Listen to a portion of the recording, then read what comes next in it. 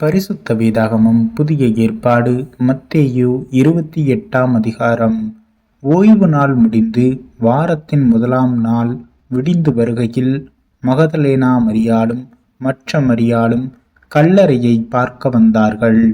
அப்பொழுது பூமி மிகவும் அதிரும்படி கர்த்தருடைய தூதன் வானத்திலிருந்து இறங்கி வந்து வாசலில் இருந்த கல்லை புரட்டி தள்ளி அதன் மேல் உட்கார்ந்தான்.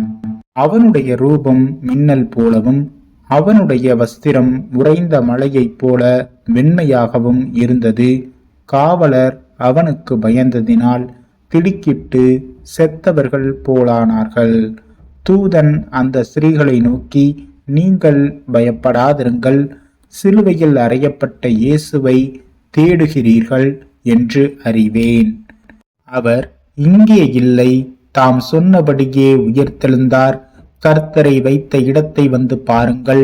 சீக்கிரமாய் போய் அவர் மரித்தோரிலிருந்து எழுந்தார் என்று அவருடைய சீஷர்களுக்கு சொல்லுங்கள். அவர் உங்களுக்கு முன்னே கலிலேயாவுக்கு போகிறார், அங்கே அவரை காண்பீர்கள். இதோ உங்களுக்கு சொன்னேன் என்றான். அவர்கள் பயத்தோடும் மகா சந்தோஷத்தோடும் கல்லறையை விட்டு சீக்கிரமாய் புறப்பட்டு அவருடைய சீஷர்களுக்கு அறிவிக்க ஓடினார்கள்.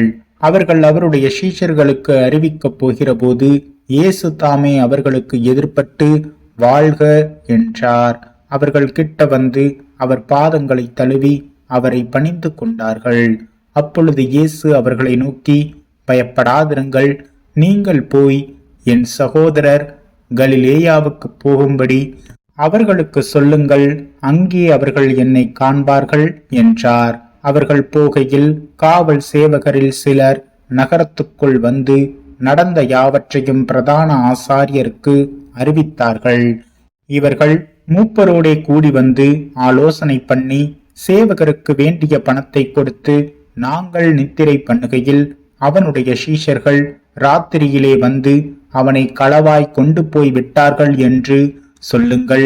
இது தேசாதிபதிக்கு கேள்வியானால் நாங்கள் அவரை சம்மதப்படுத்தி உங்களை தப்புவிப்போம் என்றார்கள். அவர்கள் பணத்தை வாங்கி கொண்டு தங்களுக்கு போதிக்கப்பட்டபடியே செய்தார்கள். இந்த பேச்சு யூதருக்குள்ளே இந்நாள் வரைக்கும் பிரசித்தமாயிருக்கிறது. 11 சீஷர்களும் கலிலேயாவிலே இயேசு தங்களுக்கு குறித்திருந்த மலைக்கு போனார்கள்.